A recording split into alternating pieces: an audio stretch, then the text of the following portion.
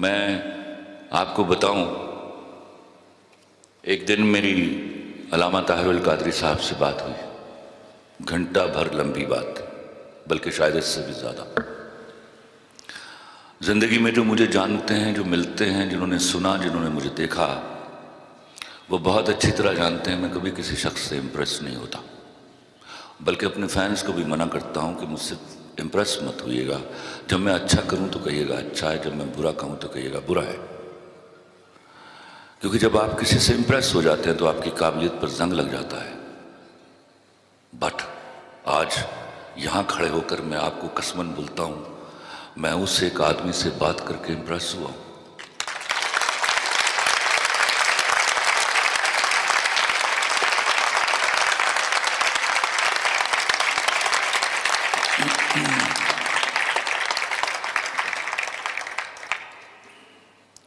جن پر عطا نہیں ہوتی وہ عطا کو سمجھتے نہیں ہیں۔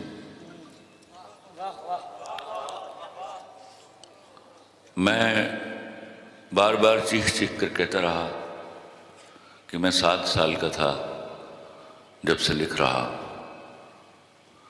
میں اپنے بچوں کو بھی دیکھتا ہوں، میں نے کسی میں نہ دیکھا کہ اس کو لکھنا آ گیا۔ عطا ان چیلنجبل ہوتی ہے، اس کا مطلب ہوتا ہے کہ اس شخص کو پر اللہ تعالیٰ کی مہربانی ہے، اس کو مان لیجیے۔ اس دن جب میں اس شخص سے بات کر رہا تھا تو میں پریشان ہو کے فون جب میں نے رکھا تو میں نے اپنی کرسی سے ٹیک لگا دی، اور پتہ نہیں کتنے ہی ثانیے میں کون سے منظر میں کہیں ڈوب گیا۔ تو مجھے شاہد صاحب میرے سامنے بیٹھے تھے، انہوں نے پوچھا کیا ہوا خلیل صاحب؟ میں نے کہا شاہد صاحب دعا کیجیے اللہ سے یہ آدمی جلدی مر نہ جائے۔ ایسے عطا کردہ لوگ کامیاب ہیں، بڑی مشکل سے میسر آتے ہیں ایسے ملک میں جہاں غیرت، حمیت سب کچھ بک رہا ہے۔ تب مجھے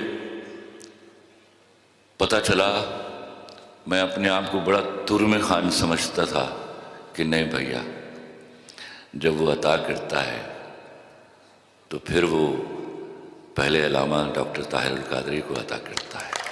یہ سب سے مشکل کام انسان کا نظریہ بدلنا ہے۔ یہ نظریہ بدلنا اتنا مشکل ہے کہ اللہ نے رسول، پیغمبر اور ولی بھیج دیے ہیں، یہ دنیا میں آتے ہیں اور لوگوں کے نظریات بدلتے ہیں۔ اور نظریات آپ اندازہ لگائیں کہ اگر عربی بدوؤں کے بدل جائیں وہ صحابی کہلاتے ہیں، اور ہم ان کی قدموں کی خاک بن جائیں تو ہمارے لیے ایک بڑی سعادت کی بات بن جاتی ہے۔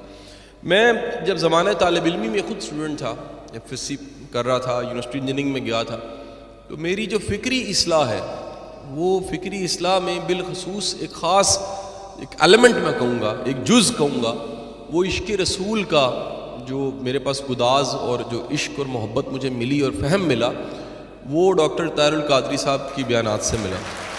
میں اس سارے زمانے کو یاد کرتا ہوں تو اس میں میرے شب و روز میں، رات کے کسی پچھلے پہر کے اٹھنے میں، اور بے شمار دفعہ کئی ایسے بیانات ہیں جو میں نے کیسٹس میں سنے۔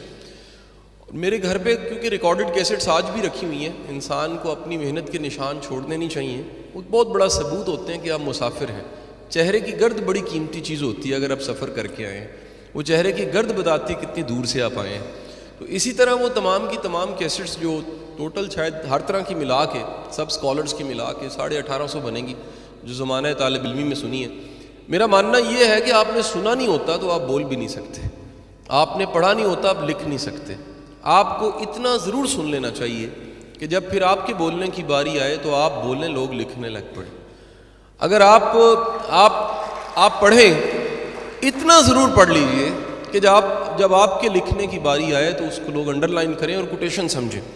تو وہ زمانہ جب فکر کو سمت چاہیے تھی، اندر ایک جو گداز پیدا ہونے کی بڑی ضرورت تھی، عقیدے کی درست کی بڑی ضرورت تھی، باطل افکار سے لڑنے کی جرت چاہیے تھی، اور سب سے بڑھ کے ایک سیدھے رستے کی پہچان۔ اس زمانے میں ہمارے استاد ایک کہا کرتے تھے، اسی زمانے کی بات ہے 25 سال پہلے، وہ کہتے تھے تم لوگ سارے بڑے خوش نصیب ہو۔ مجھے آج بھی وہ ساری بسنتیں یاد ہیں، بسنت لاؤ تھی، اور ہم وہ لاہور میں بسنت ہو رہی ہوتی تھی، ہم کو فکری محفل سجائے بیٹھے ہوتے تھے، اور 14 اگست میں پورا شہر ایک ٹائر پہ موٹر سائیکل چلا رہا ہوتا تھا، ہم کوئی نظریاتی کام کر رہے ہوتے تھے، کوئی مشن کا کام کر رہے ہوتے تھے. تو وہ ہمارے ایک استاد ہمیں کہا کرتے تھے کہ خوش نصیبی ہوتی ہے کہ آپ کی جوانی کے ایام وہ کسی خیر کے کام میں لگ جائیں. بوڑھے ہو کے تو سب تسبیح پکڑ لیتے ہیں، سب وہ ٹوپیاں اور اپنی شلواریں پنجابی میں کہتے ہیں ٹونگ لیتے ہیں، وہ سب کے سب نیک ہونے کی بھرپور کوشش کرتے ہیں. آپ کی خوش بختی ہوتی ہے کہ وہ زمانہ جس میں آتش جوان ہے، آپ میں جذبہ ہے، آپ کا نفس ایک بے لگام گھوڑے کی مانند ہے، اور اس زمانے میں آپ کسی ٹریک پہ ہوں، آپ اس زمانے میں تہجدیں لگائیں، اس زمانے میں آپ نالہ نیم شب آپ کو مل جائے، اس زمانے میں آپ کو قرآن فہمی مل جائے، اس زمانے میں آپ سیرت کا مطالعہ کرنے لگ پڑیں، اس زمانے میں آپ کو استاد مل جائے، اس زمانے میں آپ کو کوئی رہبر مل جائے. تو میں اس زمانے کو پیچھے مڑ کے دیکھتا ہوں تو میں ہمیشہ تہ دل سے مشکور ہوتا ہوں کہ وہ میری فکری اصلاح ڈاکٹر طاہر القادری صاحب کی کیسٹ سے ہوئی.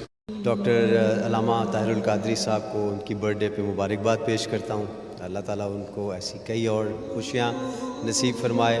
بڑے ہی زبردست مذہبی اسکالر ہیں، ایک نالجبل شخص ہیں جن سے ہم جب بھی ملتے ہیں ان سے کچھ نہ کچھ سیکھتے ہیں.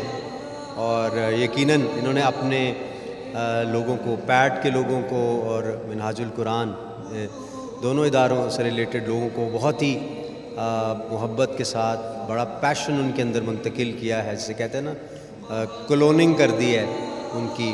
اور جو تعلیم کے حوالے سے ان کی خدمات ہیں، جو سب سے اچھی چیز مجھے لگتی ہے ان کی، وہ انہوں نے جو گوشہ درود بنایا ہے وہ میرے دل کے اتنا قریب ہے کہ میں وہ بیان نہیں کر سکتا. میرا دل ہے کہ میں بھی اس طرح کا کوئی کام اللہ مجھ سے لے کہ جس کا تعلق نبی پاک صلی اللہ علیہ وسلم کی ذات سے ہو، ان کے درود شریف کو پھیلانا ہو. تو میں اس کی ان کو سب سے بڑی مبارکباد پیش کرتا ہوں، اور اللہ تعالیٰ کرے کہ ہم بھی جو ہیں وہ زیادہ سے زیادہ درود شریف پڑھ سکیں.